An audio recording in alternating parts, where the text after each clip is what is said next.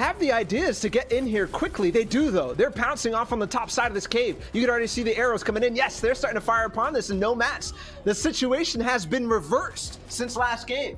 This is the first time we're watching them on the backside as well, fighting with their backs against the wall, which is something they haven't quite done today. Not just yet. The vault still remains to be open, though. There, finally, I think Zate started it. Not even too sure just yet, but hold up. Benji looking for any kind of angle right now. They have the advantage because they have the access to whatever loot that is behind this wall here to farm up, get their resources together. Important here that they slow down and farm up a little bit, but both sides are doing the exact same thing because look, Benji only has 5 builds. They're blocking the tops, though, making it very difficult for Benji to actually get these lines of sight, so they're so impactful in this cave. We'll see if the inside team is going to be able to trade as well as Benji, Mr. Savage, and Letchi were earlier on in the day. And there it is, splitting up the shockwaves now, so a little bit of big movement for them to bust on out if they have to. That's probably going to determine whether or not they are going to win this engagement here.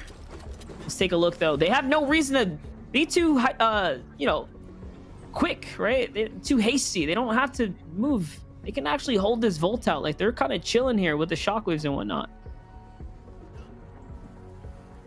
While this has been going down, though, finally, a full team has dropped in the feed. Not sure which one, but 19 teams remain, the first of which we've seen coming into the final game here of Ninja Battles. It's such an odd thing to see Zate, Saf, and Stretch after so much that we've seen today and all the other tournaments be on the back foot trying to get away with the loot, but in this case still they're going after it and forcing Mr. Savage and Benji to kind of play on the defense. This might be very good going forward, but still a couple of shockwaves for either side, so this could continue to bounce back and forth. Benji will get closer. Zate will get the beams, though, and Stretch is in the box with the mystical bomb. Letchi going up too.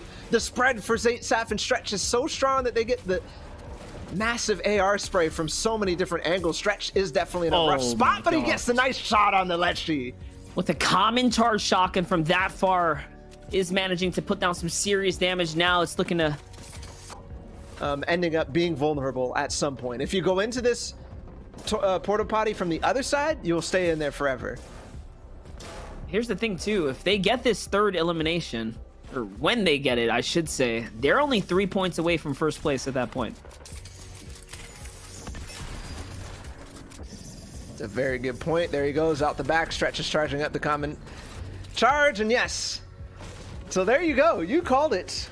3 eliminations, now 3 points away from Zexro, Macwood, and Kauk, and an absolutely clean fight. Once again, for Stretch, Zate, and Saf. The only thing, they didn't trade much damage or loot or anything like that, but the only thing is they've lost time. Now First Zone is starting to overtake them. We hear rifts in the distance.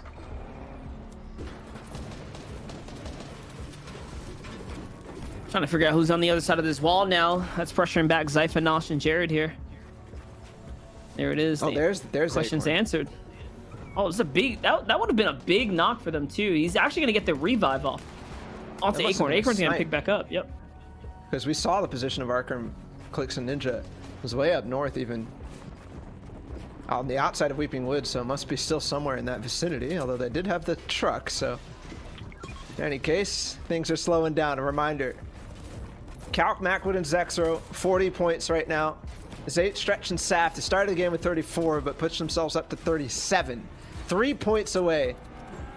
Not only is that just 1 placement threshold, but also just 3 eliminations more to tie that game up.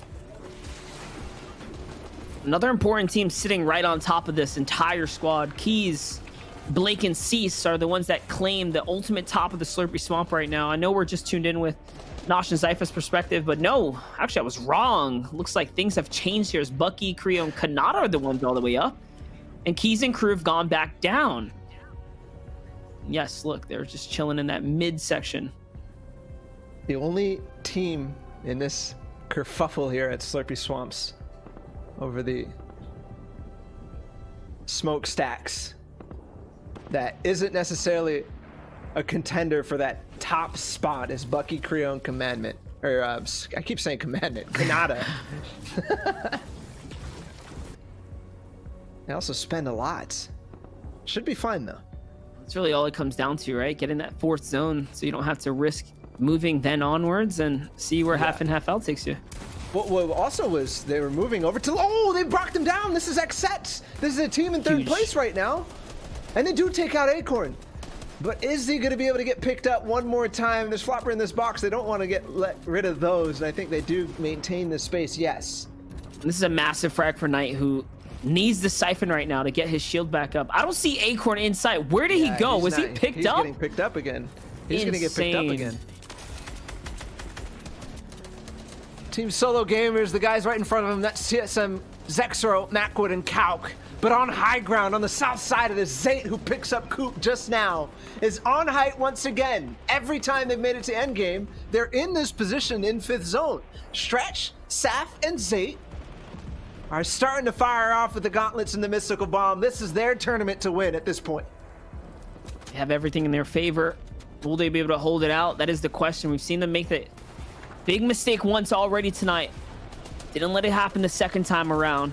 Can they go for the third time's the charm to take home the crown today? Creo's going to find himself an elimination in the feed there onto Jared FPS. Jared is rotating so late on the storm line, so that loot's going to be foregone. It's lost.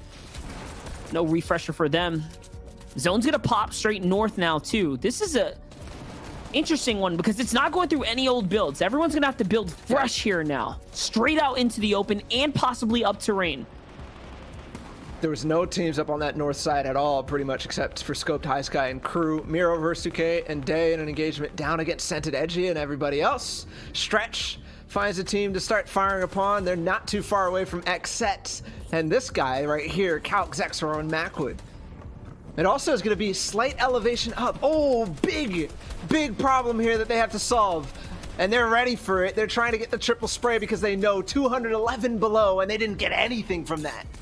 This is really, really bad. 30 seconds remain now. They need some massive tags here. Calc's going to find himself right into the middle. Twexi's battling Saf for high ground. This is massive. This can hold some huge implications now. Zate and Crew have to come on over quickly. And yes, they back him up.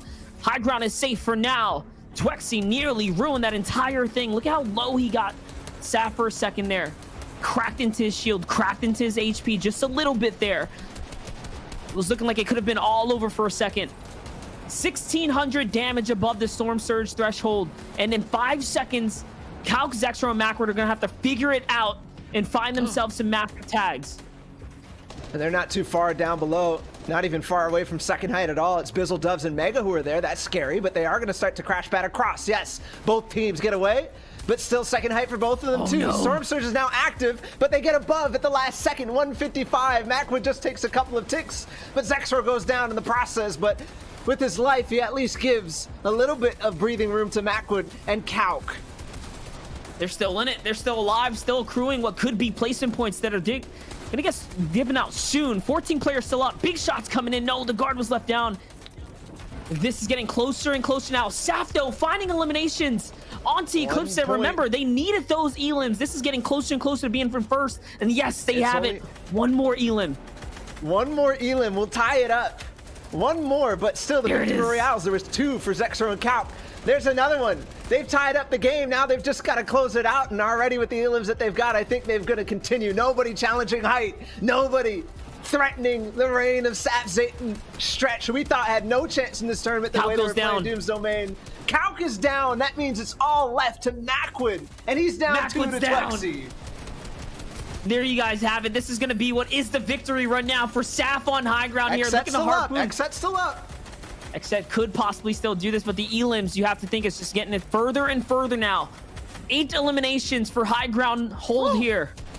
Knight just wipes Mega, Dubs, and Bizzle. Shark gets traded out against Stretch, but we still have AV and Knight up, I believe, in the top 6, which means that they could start to rise with the elims just as well. There's another one for Saf to start picking off. The Shockwave up to heights does not quite work out for that player, and now we're up to 9 elims. Oh, finds another one in zone 2, but that was just a knock. Dubs is down out of this game, and 3 teams are left. It's AV and Knight. If they wipe everybody, this could still be doable, Monster. Still doable, definitely. They have so many eliminations. My gosh, you would have known it was this close now in these final moments. Unknown was still in the storm line. Knight's got to be careful here. Doom's mystical bomb, though, is putting out some big shots. Can he find this trade? No, he gets stolen away by Stretch on height. Av now has to go back into the zone. He's got 7 floppers. He can definitely win this, but frags are what matter here. Yes, he's turning back. That's the whole trio right there, Balla. Can he find any of them?